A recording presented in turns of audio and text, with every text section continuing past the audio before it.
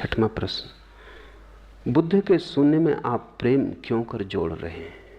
अकारण नहीं, यूं ही नहीं, जानबूझकर, क्योंकि प्रेम शून्य का फूल है। बुद्ध के कहने का ढंग नकारात्मक है, जरूरत थी, क्योंकि उपनिषदों ने विधायक की बड़ी बात की। वेद विधायक के गीत गाते रहे। विधायक की चर्चा इतनी हुई कि विधायक शब्द अर्थहीन हो गए। जब किन्हीं शब्दों का बहुत उपयोग किया जाए तो वे व्यर्थ हो जाते, उनकी गहनता, उनकी गहराई नष्ट हो जाती। उथले ओंठों पर शब्द भी उथले हो जाते। उपनिषद की विधायकता, ब्रह्म के गीत पंडितों के द्वारा सब खराब हो गए। फिर ईश्वर की बात करनी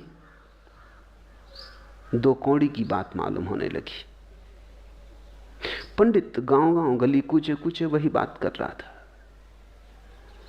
किराए के आदमी ब्रह्म ज्ञान फैला रहे थे। उपनिषद झूठे हो गए थे। बुद्ध ने स्वाद बदला इस देश का। उन्होंने नकार की भाषा दी, और बड़ा मजा यह है कि उस नकार की भाषा से उन्होंने बड़ी भारी क्रांति खड़ी कर दी।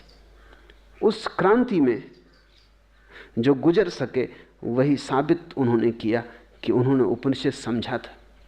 जो न गुजर सके उन्होंने सिद्ध कर दिया कि वो केवल तोते थे। क्योंकि जिसने उपनिषद को अनुभव से जाना था वो तो तत्क्षण बुद्ध को समझ गया कि ठीक कह रहे हैं। क्योंकि जिसने उपनिषद के ब्रह्म को जाना, वो जानना तभी हो सकता है जब कोई भीतर के शून्य से गुजरा हो। शून्य के द्वार से जो ना गुजरा वो ब्रह्म के मंदिर में कभी पहुंचा नहीं। इसलिए जो पहुंच गया था ब्रह्म के मंदिर में, जो सच में ब्राह्मण हो गया था, वो तो बुद्ध को तत्काल पहचान लिया। बुद्ध के शिष्यों में अधिकतम ब्राह्मण है। महाकाश्यप है जिससे ज़ेन का जन्म हुआ, सारिपुत्र है, मोग्गलान है, सभी ब्राह्मण है, महाब्राह्मण है।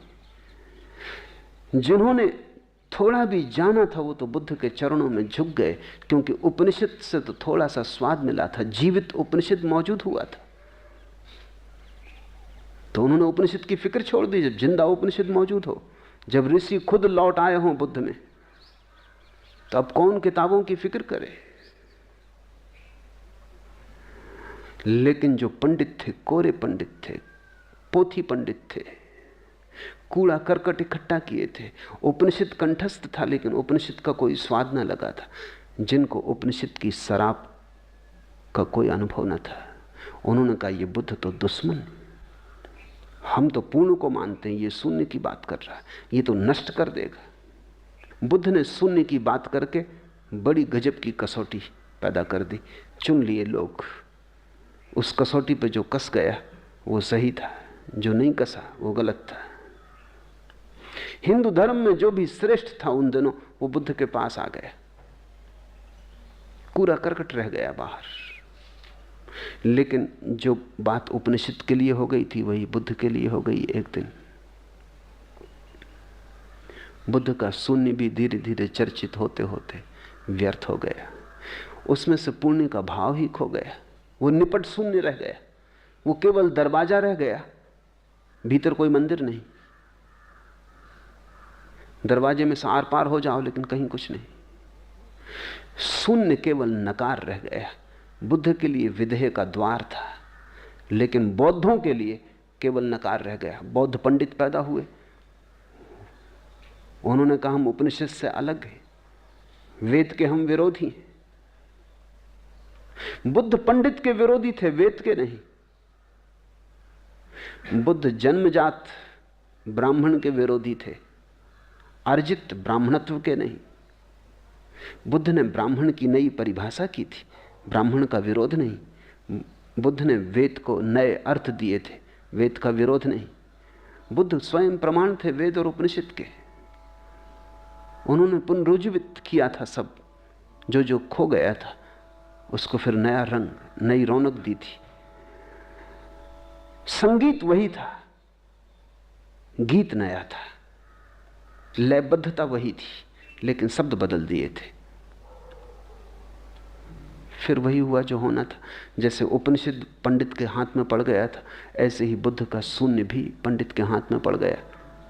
वो शून्य कोरा साफ दिखता, उस शून्य में कुछ भी न था, कोई गहराई न थी, वो सिर्फ बकवास था, वो तर्क जाल था। बड़े तर्क जाल पैदा हुए बुद्ध के पीछे। इसलिए मैं दोनों का प्रयोग एक साथ कर रहा हूं। पूर्ण को भी पंडित नष्ट कर चुका, शून्य को भी पंडित नष्ट कर चुका। अब तो एक ही उपाय है कि हम दोनों का एक साथ उपयोग करें। शायद पंडित दोनों को एक साथ न पकड़ पाए, क्योंकि पंडित को लगेगा ये तो विरोधाभासी, संगति नहीं है। मेरी बात पंडित को लगेगी विरोधाभासी है, कंट्राडिक्टरी है, इनकंसिस्टेंट है, क्योंकि पंडित का अर्थ है तर्क। वो कहेगा या तो कहो पूर्ण तो पक्का कि तुम उपनिषदवादी हो, या कहो शून्य तो पक्का कि तुम बुद्धवादी हो। मैं कोई वादी नहीं हूं। मैंने तो देखा कि शून्य का द्वार पूर्ण के मंदिर में पहुंचा देता है, और मैंने देखा कि पूर्ण के मंदिर में जिसे भी जाना हो वो शून्य के द्वार के अतिरिक्त और कहीं से जा नहीं सकता। तो मेरे लिए शून्य और पूर्ण में विरोध नहीं है। शून्य साधन है, पूर्ण साध्य है।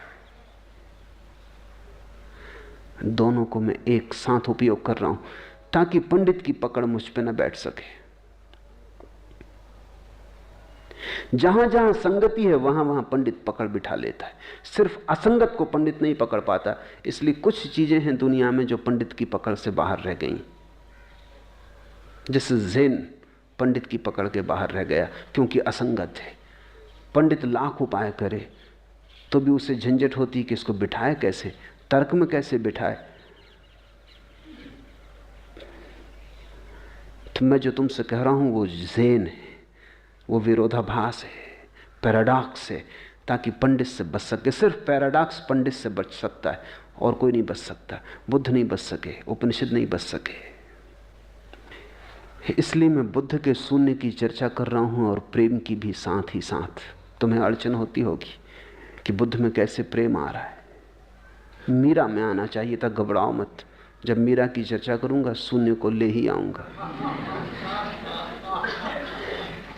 क्योंकि मैं जानता हूं विरोधाभास ही केवल पंडित की जाल और पंडित की पकड़ से बच सकता है, और कोई उपाय नहीं।